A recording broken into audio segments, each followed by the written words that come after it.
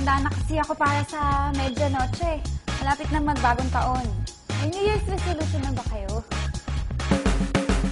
Ito ang ilan sa mga paniniwalang Pinoy na dapat ginagawa sa pagsapit ng bagong taon. Una sa lahat, ang pagsusuot ng polka dots.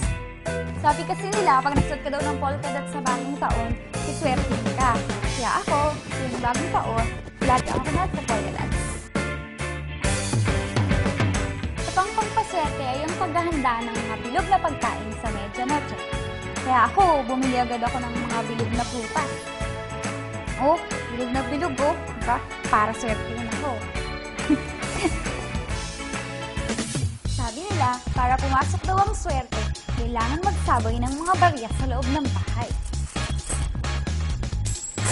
Yan. Sana dumami ka.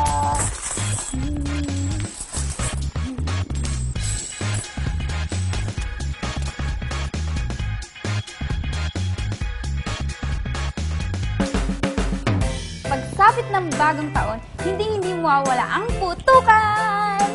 Kaya mga kabayan, ingat kayo huwag kayong magpapaputok sa loob. Sa labas ng bahay kayo magpaputok. Iwas sunog. Ay!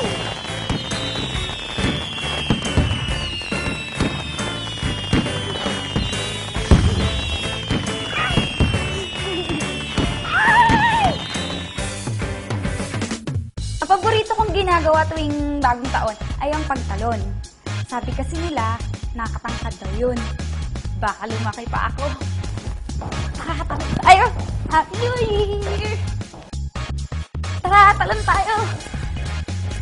Walang kikinto!